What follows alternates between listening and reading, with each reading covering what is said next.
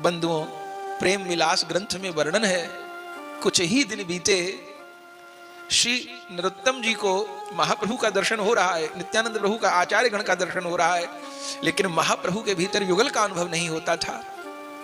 दीक्षा को कुछ ही दिन हुए कि आपको साक्षात युगल का अनुभव होने लग गया। आपकी आंखों के आगे युगल सरकार खेला करते, देख देख के विभोर होते।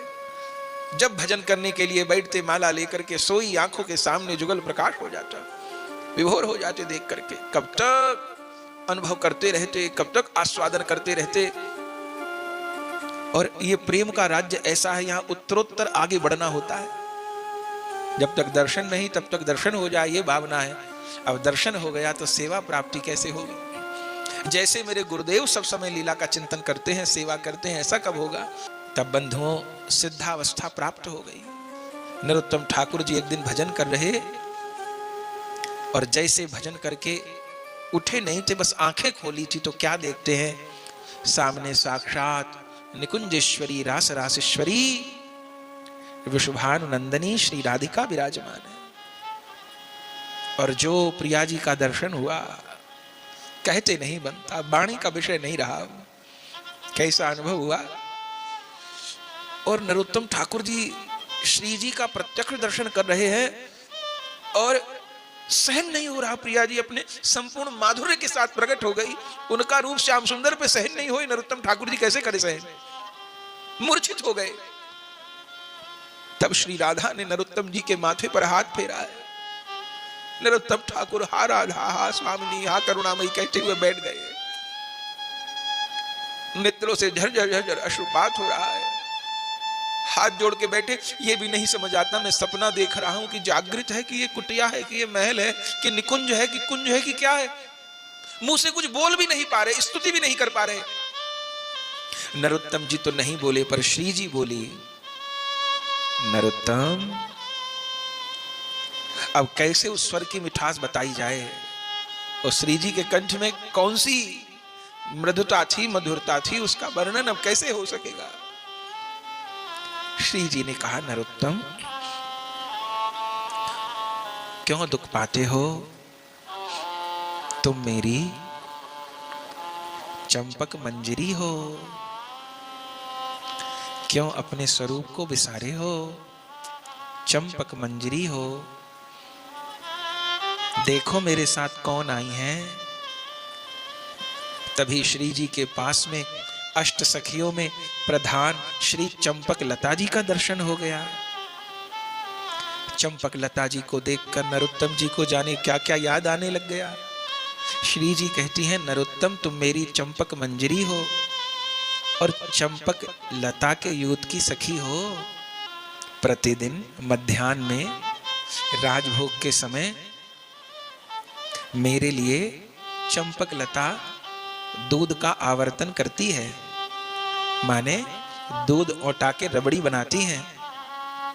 आज से नरोत्तम तुम्हें ये सेवा करनी है, प्रतिदिन मेरे और श्याम सुंदर के लिए रबड़ी नहीं बनाओगे।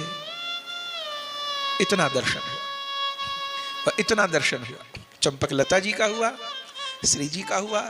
श्री जी स्वरूप दान कर गई और आज्ञा कर गई कि प्रतिदिन मध्याह्न में, दोपहर में मेरे लिए दूध की सेवा करो, दूध ओटा करके रबड़ी की बनाने की सेवा करो, भोग में पधराओ।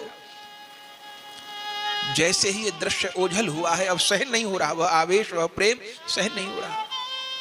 उस समय श्री नरोत्तम ठाकुर जी जैसे भाव समाधि से बाहर आए हैं, देखा पूरा शरीर प्रेम में भीगा है। उसी समय हा गुरुदेव कहते हुए बलिहार, इस गुरु निष्ठा को बलिहार।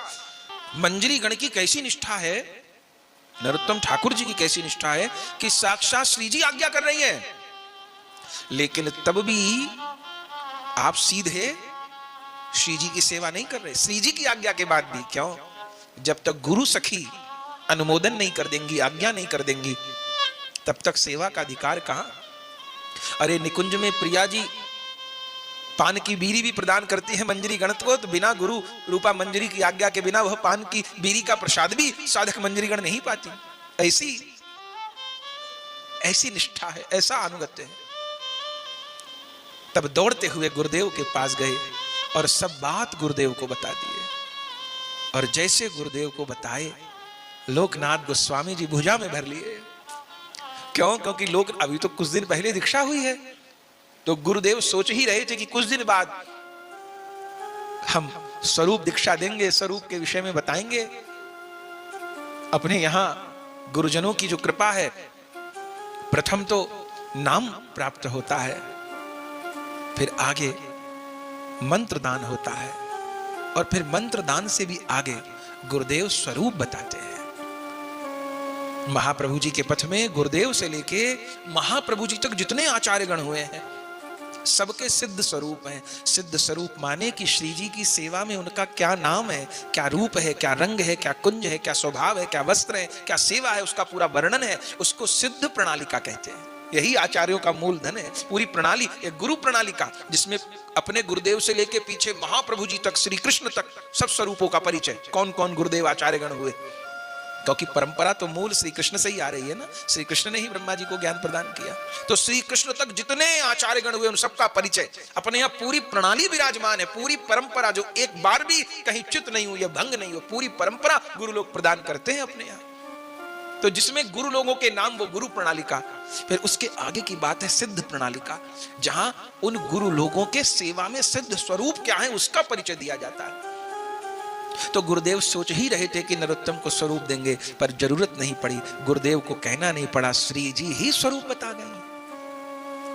और बलिहार जब परिचय दिए, तब रोते रोते लोकनाथ गोस्वामी जी ने वो पृष्ठ निकाला, जिस पृष्ठ में लोकनाथ जी ने नरोत्तम ठाकुर जी का स्वरूप निश्चय करके लिखा हुआ था। जब वो पृष्ठ दिखाया तो उसमें भी क्या लिखा था कि नरोत्तम ठाकुर जी चंपक मंजरी हैं और उनकी सेवा प्रिया जी की रसोई घर की सेवा है, दूध घर की सेवा। माने श्री जी के मन की और गुरुदेव की मन की एक बात।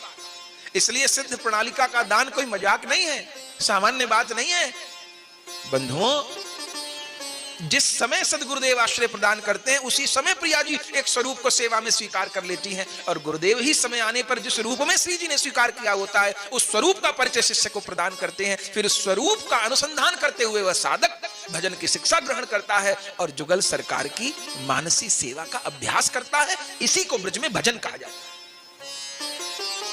पर आज न तो इस रस को देने वाले बहुत रह गए हैं और न ग्रहण करने वाले रह गए हैं। पर यही महाप्रभु जी का असली अवदान है, यही श्री गोस्वामी पाद की कृपा है भक्त समाज के ऊपर, रसिकों के ऊपर।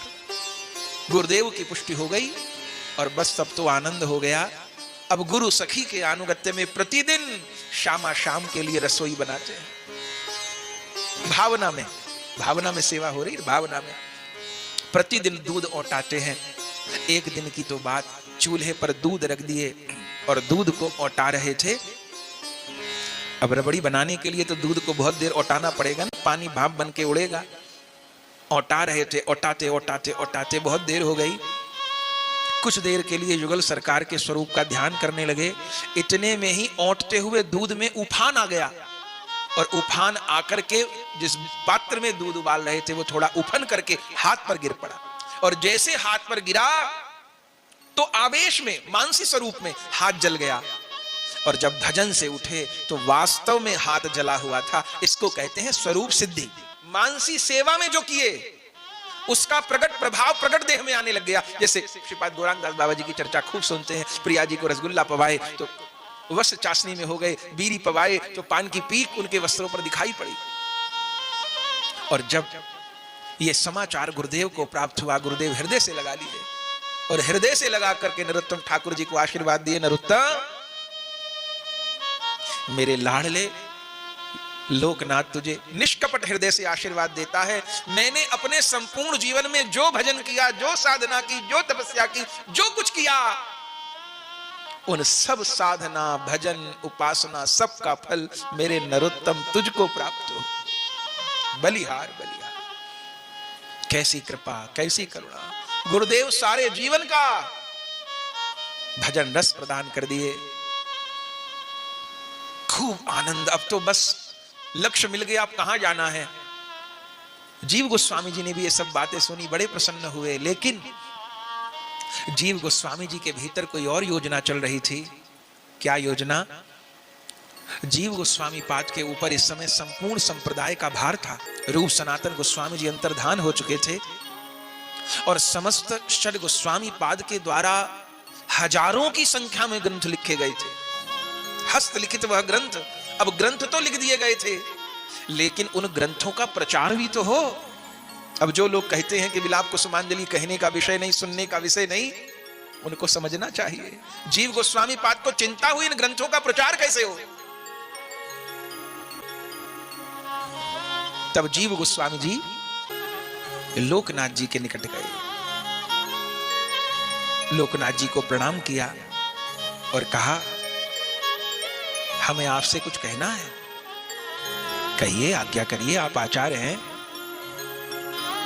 तब जीव गोस्वामी जी ने कहा, लोकनाथ प्रभु, आचार्य गणों के द्वारा सब ग्रंथ प्रकट हो गए हैं, ग्रंथों की विपुल संपत्ति है, लेकिन रूप सनातन गोस्वामी पाद अंतर्धान हो गए। गोपाल भट्ट जी, रघुनाथ दास जी वृद्ध हैं, स्वयं आप वृद्ध हैं, और जीव गोस्वामी पाद के ऊपर सब सेवा का भार है। अब ऐसे युवा वैष्णव चाहिए जो भजन में परिपूर्ण हो, सेवा में परिपूर्ण हो, त्याग में परिपूर्ण हो, और इस ग्रंथ प्रचार का, नाम प्रचार का कार्य संभाले। लोकनाथ जी ने कहा, आप स्पष्ट रूप में कहिए। जीव गोस्वामी जी भी कह दिए, मुझे आपका नरोत्तम चाहिए नाम प्रचार के लिए, बलिहार बलिहार।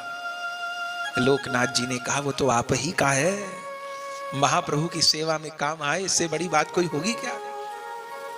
आश्वासन दे दिए, और अगले दिन जब आए श्री नरोत्तम ठाकुर जी सेवा में, तब आज्ञा की है कि जीव गोस्वामी जी के पास रह करके ग्रंथ अध्ययन करो। तब हमारे नरोत्तम ठाकुर जी ने जीव गोस्वामी जी के अनुगत्य में समस्त ग्रंथों का अध्ययन किया, समस्त ग्रंथों का।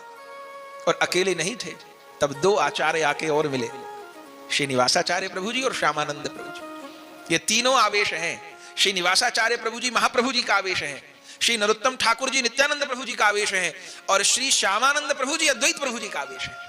पुनः पंच तत्व पुनः प्रकट हो गए। श्रीनिवास नरोत्तम प्राण रामचंद्र जय श्यामानंद जय जय रसकानंद। पंच तत्व पुनः 5 स्वरूपों में प्रकट हो गए, आवेश रूप में, पुनः नाम प्रचार प्रेम दान करने के लिए।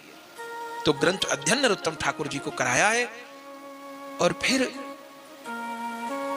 श्री नरोत्तम ठाकुर जी को आज्ञा दी है, अब आप निवासाचार्य जी और श्यामानंद जी के साथ में इन ग्रंथों को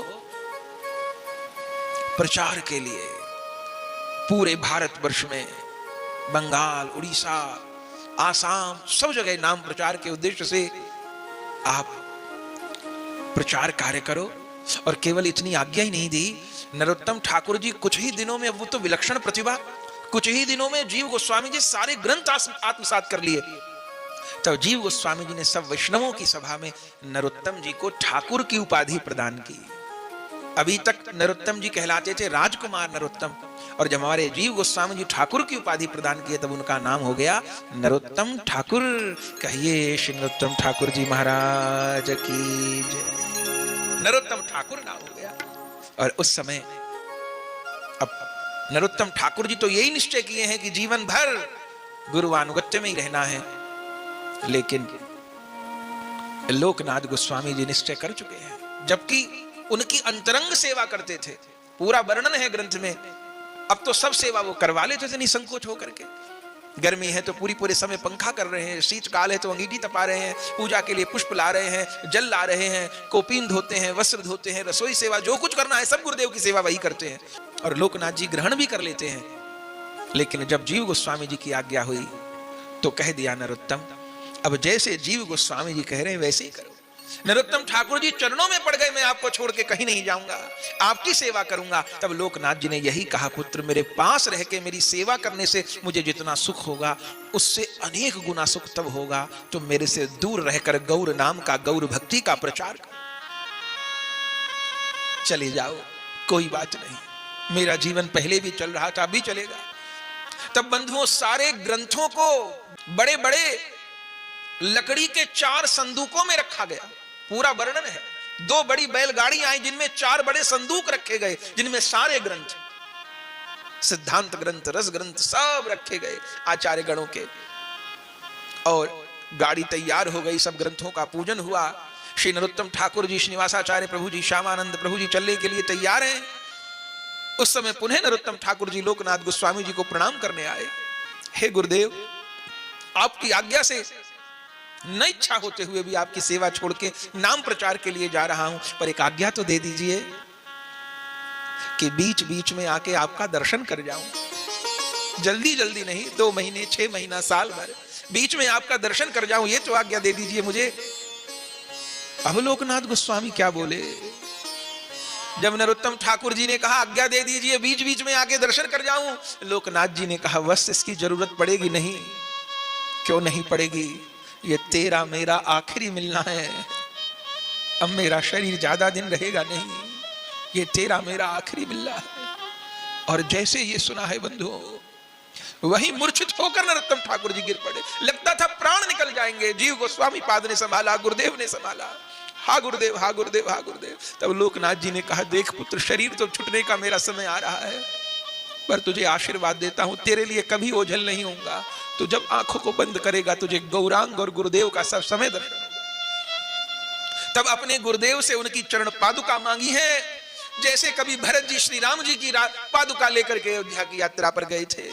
आज सब संदूकों को, बैलगाड़ी को लेकर के अपने माथे पर गुरुदेव की पादुका लेकर के श्री नरोत्तम ठाकुर जी सदा के लिए ब्रज छोड़कर, जिनके प्राण ब्रज में बसते हैं, ब्रज बिहारी में बसते हैं, ब्रज बिहारिणी में बसते हैं, वे नरोत्तम ठाकुर जी सदा के लिए गुरु आज्ञा से, गुरु प्रसन्नता के लिए, सदा के लिए ब्रज वृंदावन को छोड़ करके बंगाल उड़ीसा की यात्रा पर चले गए।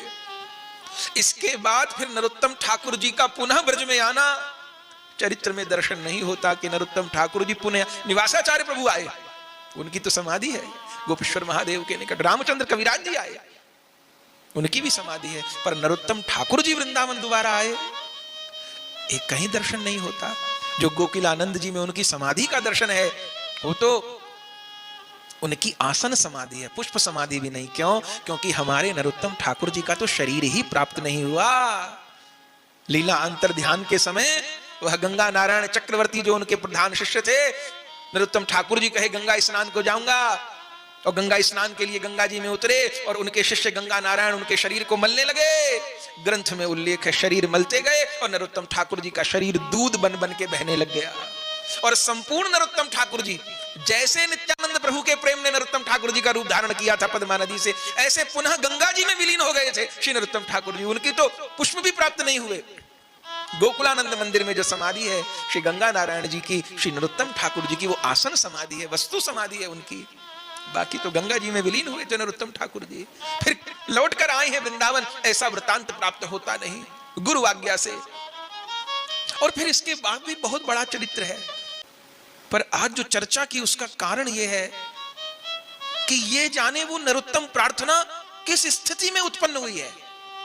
बंधुओं, जिस दिन से गुरुदेव का वियोग हुआ है, ये नरोत्तम प्रार्थना एक दिन में लिखा हुआ ग्रंथ नहीं है, ये तो पद गान है, ये तो आर्त है नरोत्तम ठाकुर जी की।